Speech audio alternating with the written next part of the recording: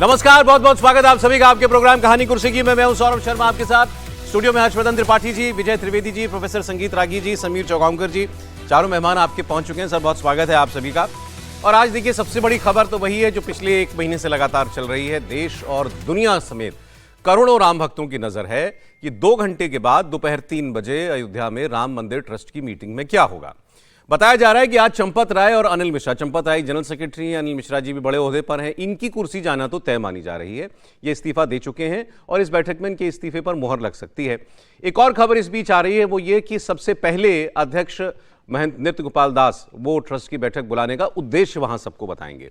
उनकी तबीयत खराब है, अभी तो वो अस्पताल में भर्ती थे कुछ रोज पहले तक। अब इसकी वजह से उनकी जगह उनके सहयोगी उनकी बात कहेंगे वहां पर। इसके बाद फिर चंपत राय जी को मौका दिया जाएगा कि वो अपनी बात करें। चोरी हुई, उनको कब पता चली, उन्होंने क्या किया क्या नहीं किया, वो अपना पक्ष पूरी तरह रखेंगे। उन्होंने इस्तीफा क्यों दिया वो उसकी वजह बताएंगे। चंपत राय के बाद फिर अनिल मिश्रा बोलेंगे। अच्छा, इन सबसे पुलिस और एसआईटी 2-3 बार बात कर चुकी है। अनिल मिश्रा ने भी नैतिकता के आधार पर इस्तीफा देने की बात उनके वो कहेंगे, ऐसा माना जा रहा है। फिर ट्रस्ट के कोषाध्यक्ष गोविंद देव गिरी महाराज वो अपनी बात रखेंगे। वो बताएंगे कि कोष को लेकर ट्रस्ट में क्या क्या नियम है, कहां इस पर चूक हुई। उनका कल का स्टेटमेंट भी आया हुआ है कि मेरा तो दस्तखत भी नहीं चलता था बैंक के अंदर, भले ट्रेजरर मैं हूं। इसके बाद फिर स्वामी वासुदेवानंद सरस्वती, परमानंद गिरी महाराज और स्वामी विश्व प्रश्न तीर्थ अपनी बात रखेंगे। और आखिर में कृष्ण मोहन ट्रस्ट के सामने ये बताएंगे कि उन्होंने चढ़ावा चोरी के मामले में जो एफआईआर दर्ज कराई थी उसका आधार क्या था। अब चंपत राय जी की छुट्टी महासचिव पद से हो जाएगी, ये बिल्कुल साफ है। उनकी जगह कौन आएगा, ये भी एक सवाल है। तो हमें जो जानकारी मिल रही है उसके मुताबिक चंपत राय की जगह विश्व हिंदू परिषद के बजरंग बांगड़ा ये जगह ले सकते हैं। बजरंग बांगड़ा का नाम महासचिव पद की रेस में सबसे आगे चल रहा है। ये राजस्थान के सीकर जिले के रहने वाले हैं। ओडिशा में ये नालको के चेयरमैन भी रहे हैं। हिंदू समाज, जनसंख्या, धर्मांतरण, मंदिरों और धार्मिक मामलों पर विश्व हिंदू परिषद का पक्ष प्रमुखता से रखते आए हैं। 2 और नाम चल रहे हैं हालांकि, नीरज दोनेरिया और कृष्ण मोहन। बजरंग बांगड़ा वीएचपी के अंतर्राष्ट्रीय महामंत्री भी हैं। नीरज दोनेरिया बजरंग दल से जुड़े हुए हैं। नीरज दोनेरिया विश्व हिंदू परिषद के इंद्रप्रस्थ क्षेत्र के संगठन मंत्री हैं, जबकि कृष्ण मोहन रिटायर्ड आईएफएस अधिकारी हैं। तो खैर ये सारी बातें तो पता चलेंगी हमको 2:30 बजे से। लगातार हम इस कवरेज पर रहेंगे। 3 बजे की मीटिंग में कौन कौन आता है और क्या क्या कहता है। गोविंद देव गिरी जी महाराज जो कोषाध्यक्ष हैं, उन्होंने ये बताया कि आज क्या क्या होगा और आज शायद फिर एक प्रेस कॉन्फ्रेंस भी ट्रस्ट की तरफ से की जाएगी।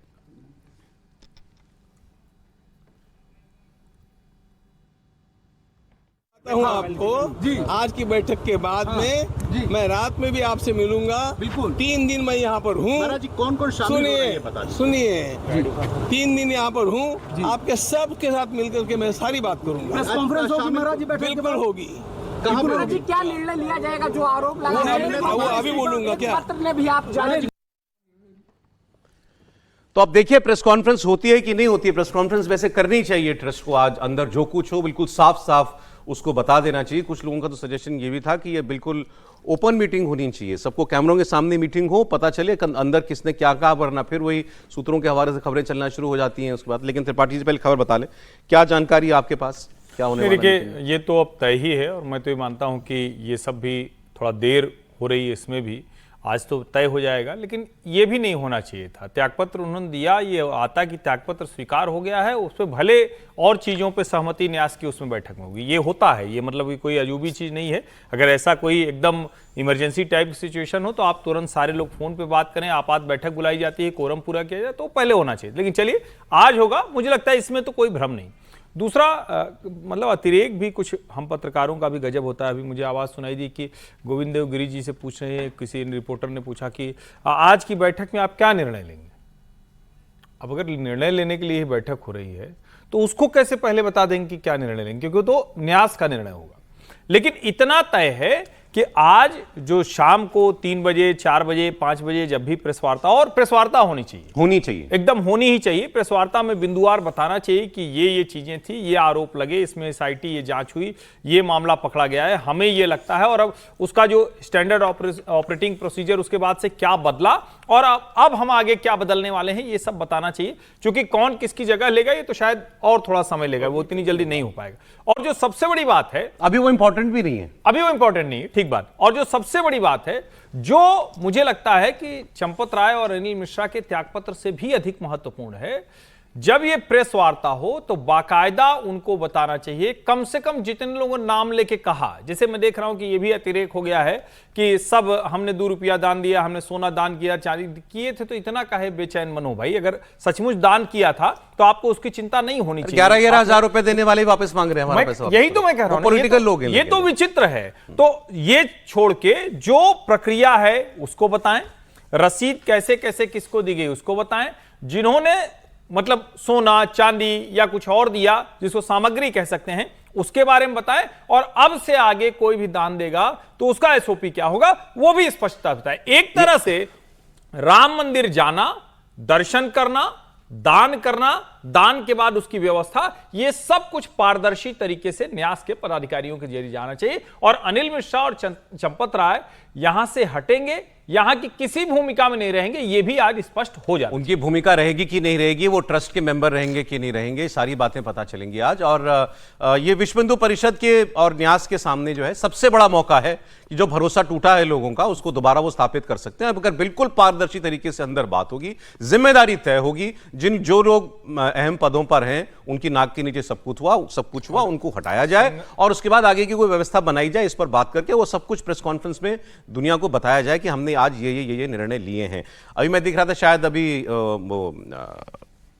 जो मंदिर निर्माण समिति के जो अध्यक्ष थे अपना नृपेंद्र मिश्रा जी, उनको लेकर के भी चल रहा है, वो पता नहीं वो मीटिंग में होंगे कि नहीं होंगे। लोगों ने तो इस बात पे भी रिएक्ट किया, कल रात को एक बयान आया गोपाल राव का, चंपत राय, अनिल मिश्रा, गोपाल राव, ये 3 ही नाम आप बार बार सुन रहे होंगे ना। ये तो इनसे लोगों ने पूछा, अच्छा इनकी गलती नहीं है। अब रिपोर्टर ये कहीं दिख गए, रिपोर्टर से पूछा जी कल मीटिंग कितने बजे है, इतने बजे मीटिंग होगी, उसमें आएंगे। इन्होंने जानकारी दी तो लोग इस पर भी नाराज हो गए, अरे बताओ जिनसे पूछताछ चल रही है वही कल की मीटिंग के बारे में सब कुछ बता रहा है, इनको तो बिल्कुल चुप रहना चाहिए। ये एक्चुअली लोगों का गुस्सा और फ्रस्ट्रेशन है कि मामला इतना लंबा खिंचा क्यों इस पर पहले ही बिल्कुल साफ साफ सब कुछ नहीं बता दिया गया। और फिर जो बीच बीच में प्रकरण होते गए वो फिर और कंफ्यूजन में ऐड करते गए। जैसे वो जो एक रिटायर्ड ब्यूरोक्रेट हैं, उन्होंने कहा मैंने वो सोने की जिल्द वाली वो दी थी रामचरितमानस, वो गायब हो गई है, अब वो मिल गई। उनकी व्हाट्सएप चैट भी सामने आ गई, किस तरह से चंपत जी के सामने वो नतमस्तक भाव में थे। ऐसे व्यक्ति को अपना चरित्र नहीं बदलना चाहिए। और ये जो रिटायर्ड ब्यूरोक्रेट होते हैं ना, मतलब रहते तो अपनी रीढ़ की हड्डी कहां रखते हैं पता नहीं, उसके बाद क्या कर जाते हैं वो तो शायद घुलनशील हो जाती है। क्या हम ज्यादा उम्मीद कर रहे हैं समीर जी, या कुछ वाकई टफ डिसीजंस हो सकते हैं आज? नहीं, मुझे लगता है बहुत औपचारिकता होगी। अब मुझे बताइए कि ये पूरा अखाड़ा जो राम जन्मभूमि तीर्थ क्षेत्र का ट्रस्ट का जो पूरा ट्रस्ट है वो पूरा राजनीतिक अखाड़ा बन गया है। जिस दिन चंपत राय का इस्तीफा हुआ, जिस दिन आया कि अनिल मिश्रा का इस्तीफा हो गया है, उसी दिन से उस पद पर कब्जे के लिए आंतरिक संघर्ष शुरू हो गया है कि कौन महामंत्री बनेगा। सारे गुट सक्रिय, जो ट्रस्ट के अंदर है वो गुट सक्रिय है, जो ट्रस्ट के बाहर गुट है वो सक्रिय कि इस बहाने अपना महामंत्री वहां बिठाया जाए। और तब से अखाड़ा पूरा राजनीति का केंद्र बन गया है। वो कहा जाता है कि विश्व हिंदू परिषद को आज पत्रकार वार्ता लेना चाहिए।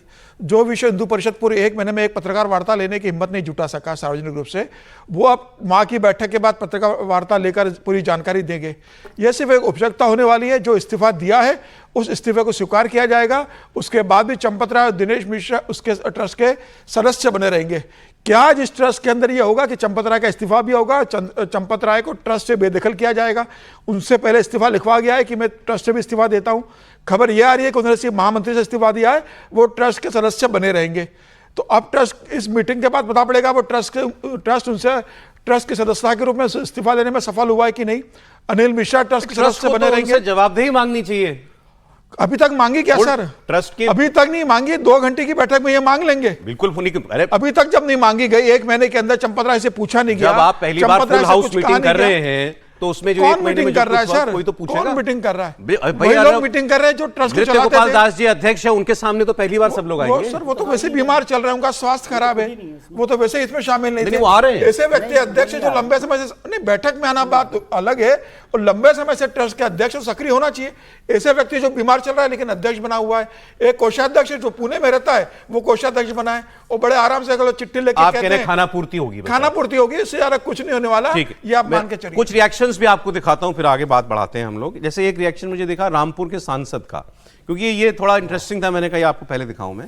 मुहिबुल्लाह नदवी रामपुर के सांसद हैं, वो क्या कह रहे हैं बाबरी मस्जिद तोड़ी गई, फिर सुप्रीम कोर्ट ने आस्था की बुनियाद पर फैसला दिया, आपने मंदिर बना लिया, और फिर जिनको जिम्मेदारी दी गई उन्होंने राम मंदिर में ही चोरी की, मुसलमान की मस्जिद भी गई। मतलब मुसलमान की मस्जिद भी गई और मंदिर में चोरी भी कर ली मस्जिद तोड़ने वालों ने, और सारा देश का मुसलमान आज बड़ा दुखी है।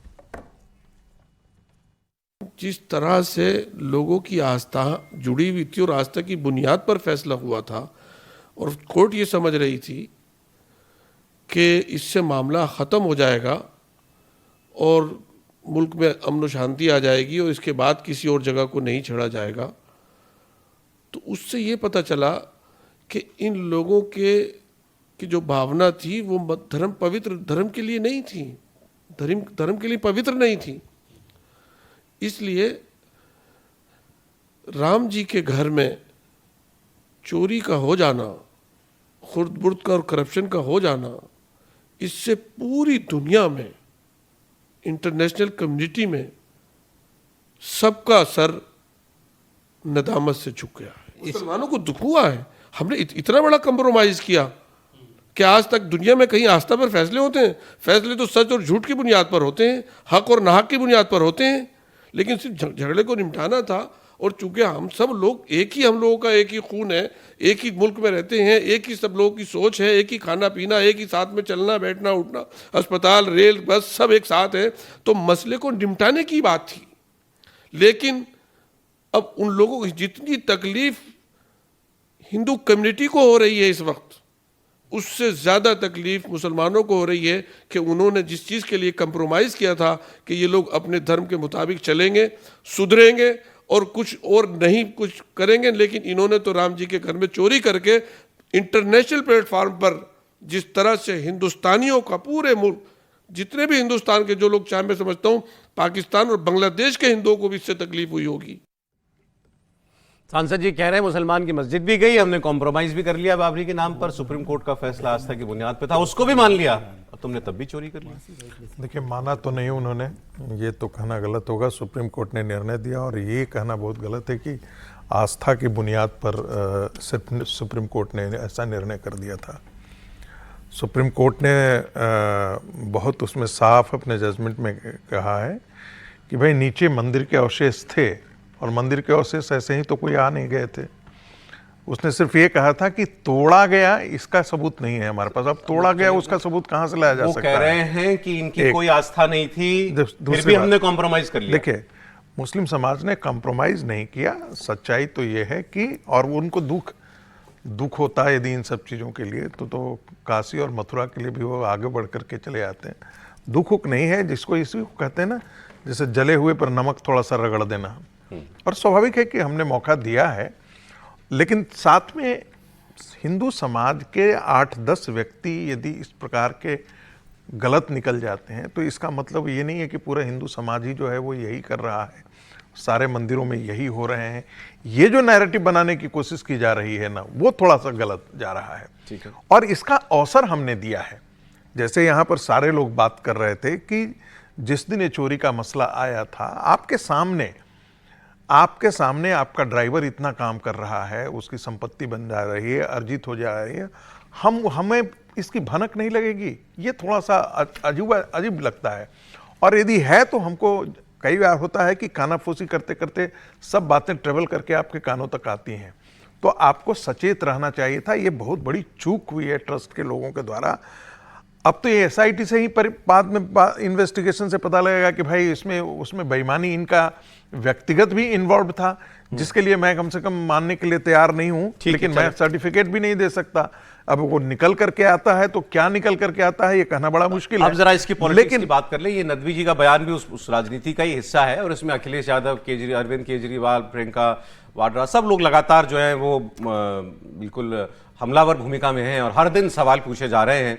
योगी जी से भी पूछे जा रहे हैं, बीजेपी RSS से पूछे जा रहे हैं। अब कांग्रेस के नेता अशोक गहलोत का दावा मैं आपको सुनाता हूं। उन्होंने कहा यह चंदा चोरी का मामला इतना बड़ा है कि इसी की बुनियाद पर NDA की सरकार गिर सकती है। अशोक गहलोत सुना दीजिए।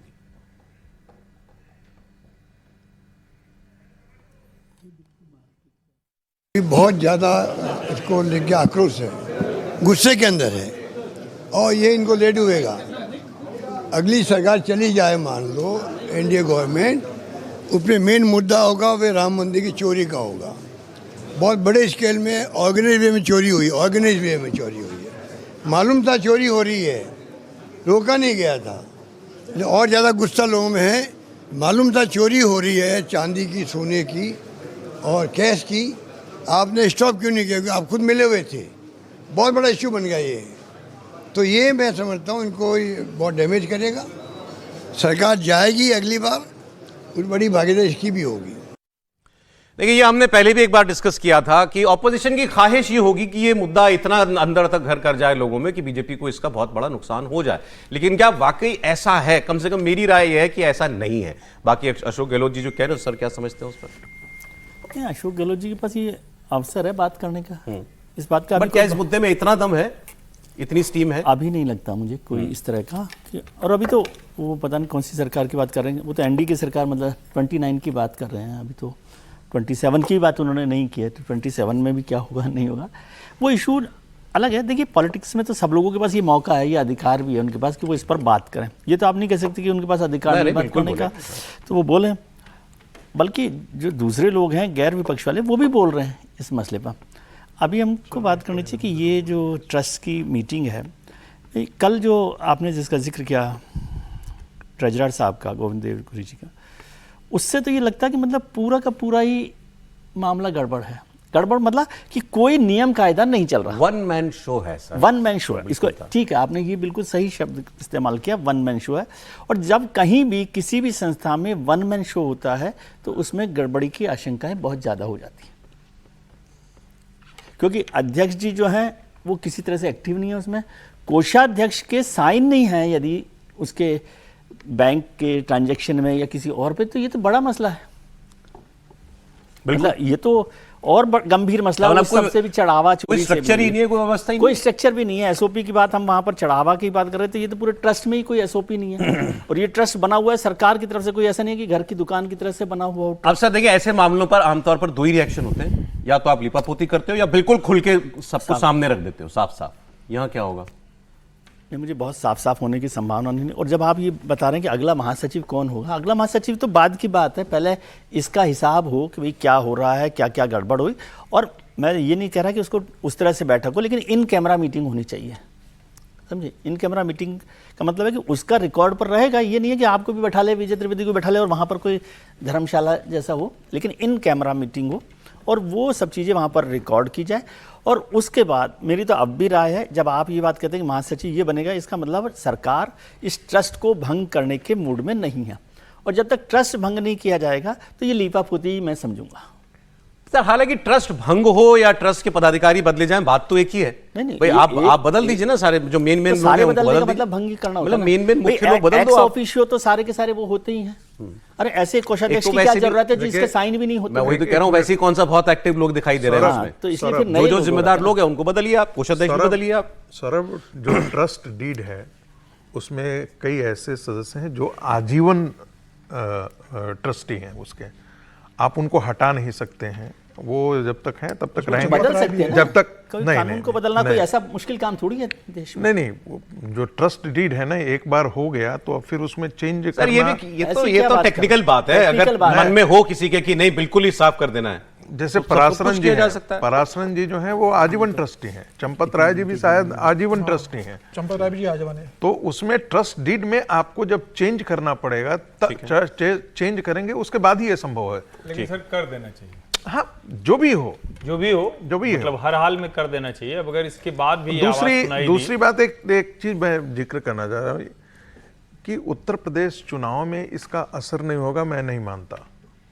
यदि ये मुद्दा गर्म हुआ और लिपापोती हुई और लोगों के मन में शंकाएं बढ़ी, तो मुझे लगता है ये एक बहुत बड़ा मुद्दा बन सकता है। ये तो और भारतीय जनता पार्टी को इस पर ये तो इनके ही हाथ में है। क्या कैसे देखते हैं इसको जी? गहलोत साहब को स्टेटमेंट आपने नहीं, मैं सिर्फ यही कह रहा हूँ। देखिए, गहलोत जी जो कह रहे हैं वो तो ठीक बात है। जब वो 29 की बात कर रहे हैं तो इसका मतलब उनको भी भरोसा है कि ये मुद्दा वैसा नहीं है।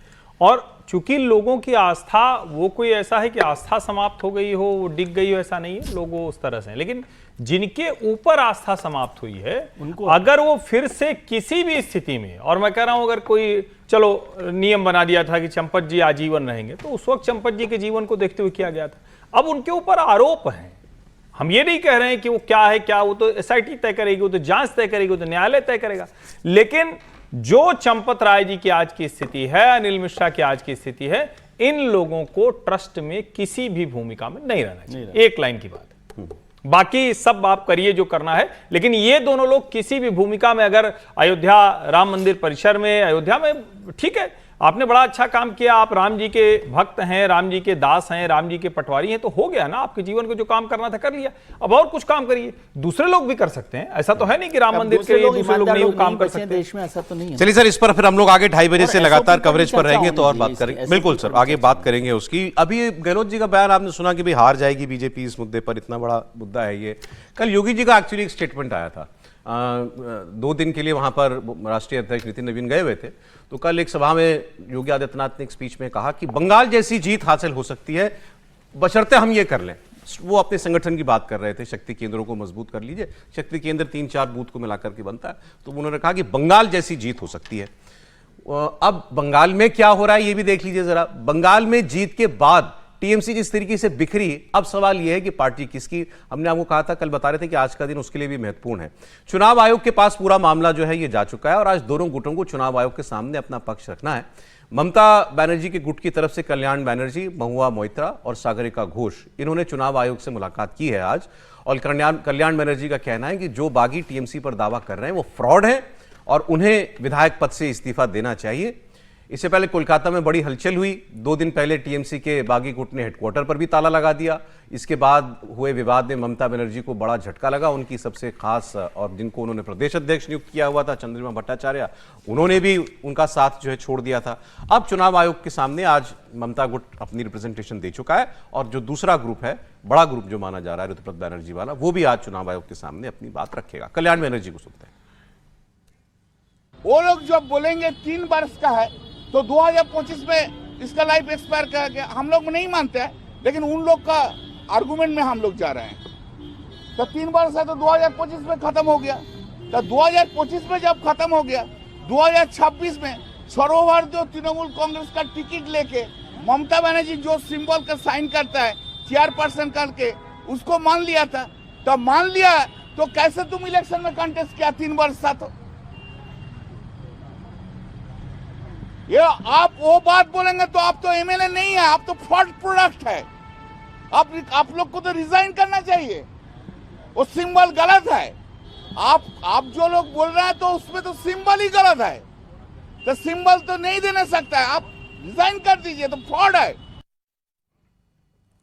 समीर जी, इसमें कितना वक्त लग सकता है ये डिसीजन आने में? थोड़ा तो वक्त लगेगा। अभी आप समय दिया, दोनों की सुनवाई होगी, उसके बाद चुनाव आयोग बैठेगा और मुझे लगता है कि अभी कम से कम ये जुलाई एंड के मामला जाएगा, इतनी जल्दी इसका फैसला होगा नहीं अभी। और चुनाव आयोग भी इस बार बहुत सोच समझकर फैसला देगा तमाम चीज़ों को सुनने के बाद, क्योंकि तमाम जिस तरीके से चुनाव आयोग पर तमाम आरोप लगते रहे चीज़ों को लेकर, चुनाव आयोग पूरी मतलब जो कानूनी प्रक्रिया होती है वो पूरी फॉलो करेगा। और चुनाव आयोग इस बात को जानता है कि जिसका भी फैसले के हक में नहीं आएगा वो कोर्ट का रुख अख्तियार उसके बाद करने वाला है।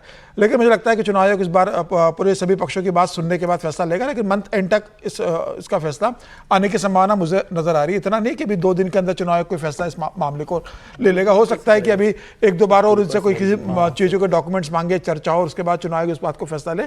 फिलहाल अब ये लीगल मैटर में चला गया है, चुनाव आयोग फैसला लेगा। ममता बनर्जी हार जाएगी तो वो हाई कोर्ट सुप्रीम कोर्ट की तरफ जाएगी, ऋतुपत बनर्जी हार जाएंगे तो वो हाई कोर्ट सुप्रीम कोर्ट तक जाएंगे। तो मामला अभी चलने वाला है। चुनाव आयोग जो फैसला लेगा उसके बाद इस बात की संभावना बहुत कम होगी कि उसको सुप्रीम कोर्ट बदले, इसके संभावना। और सुप्रीम कोर्ट में बहुत लंबा समय मामला चलता है, ऐसा भी नहीं है कि चुनाव आयोग तो जल्दी फैसला ले लेगा। मुझे लगा 10 से 15 दिन में चुनाव आयोग का फैसला आ जाएगा, 2 सप्ताह के अंदर। लेकिन उसके बाद अगर जो कोर्ट सुप्रीम कोर्ट में या हाई कोर्ट में जाएगा, कोर्ट में तो अभी तक शिवसेना का फैसला नहीं आया, तो मान के चलिए कि 2-2.5 साल मामला चलेगा। मतलब जो चुनाव आयोग में जीत जाएगा फिलहाल वो जीता माना जाएगा और सारा पार्टी का साधन संसाधन जो सुविधा है, बैंक बैलेंस है, पार्टी को ऑफिस है, तमाम चीजें वो उसका हवाले आएगी। बैंक का तो अलग कोर्ट पे चल ही रहा है मामला, लेकिन नहीं, पार्टी अगर मिल जाएगी तो फिर उसका हक मान लिया जाएगा। फिर तो मतलब बेसिकली ये, तो मुझे लग रहा है कि चुनाव का फैसला आने के बाद ये तय हो जाएगा कि फिलहाल पार्टी किसकी है। बाकी तो ठीक है सर, टूट फूट जो भी हुई, अभी चंद्रिमा भट्टाचार्य भी चली गई। एक बात थोड़ी सी मुझे तब से खटक रही है कि ये जो हेडक्वार्टर वाला मामला था, जब अभी फैसला नहीं है पार्टी किसकी, क्लेमेंट तो दोनों है ना, तो उस पर एक पक्ष का कब्जा कैसे हो सकता है? विजय जी, मैंने आपको पहले भी शायद एक बार जिक्र किया था देवीलाल जी का कि कब्जा सच्चा कागज झूठा। कब्जा कर लीजिए, अब देखिए अब लड़ाई होती रहेगी, जिसने कब्जा कर लिया उसका हो गया। पहले उन्होंने कब्जा कर रखा था तो उनके पास था, अब इन्होंने कब्जा कर लिया। कब्जा छुड़ाने कौन जाएगा? पुलिस। अब अब तो मैं वही कह रहा हूँ, हाँ, तो कब्जा अभी सच्चा तक मैटर सुलझा, पता ही नहीं कि कब्जा पार्टी सच्चा- है, तो कब्जा तो सच्चा एक है ग्रुप के कब्जे में तो ताला लगे, तो फिर पुलिस का ताला लगे, इसमें कोर्ट का ताला लगे। एक चीज और होती है ना कि ये क्या किसी के नाम पर संपत्ति है, ऑफिस के पार्टी के नाम नाम पर पर है संपत्ति ना। नहीं, पार्टी पे भी टीएमसी को लीज पे दिया है, लीज पे दिया है ना, बस यही सारा खेल है। वो किसको लीज मानेगा? जो लीज वाला है वो किसको मानेगा कि ये टीएमसी है? जैसे उसको दो नहीं मानना। कार्यालयों में आया कि उसने कहा कि हमारा किराया नहीं दे रहे थे इसलिए हम इनको हटा रहे हैं। ये सही है कि ये सब कुछ उसी से मूव होगा, लेकिन ये कोई मतलब प्राइवेट प्रॉपर्टी तो है नहीं, किसी के नाम रजिस्ट्री होगी। वो तो खैर कब्जा अगर लीज सच्चा है है, टीएमसी तो- के नाम पे तो कहेंगे कि हम असली लेकिन मुझे टीएमसी। केवल- और प्रदेश अध्यक्ष चंद्रिमा जी जब चली गई तो फिर तो उन्हीं के साथ पार्टी चली नहीं गई। तो वो तो राष्ट्रीय कार्यालय है उनका, राष्ट्रीय कार्यालय है। राष्ट्रीय कार्यालय, और फिर चंद्रमा जी का कार्यालय नहीं है वो। खैर वो तो अलग बात है, लेकिन समीर जी जो बात कर रहे हैं उसमें मुझे बड़ी हैरानी है। उन्होंने कहा कि इस बार जो है चुनाव आयोग ठीक से, मेरे को इस बार नहीं, हमेशा ही चुनाव आयोग देखकर आपने ही ऐसा करता कहा है। था? हाँ, उन्होंने इस बार पे ज्यादा जोर उन्होंने दिया। बात पकड़ ली।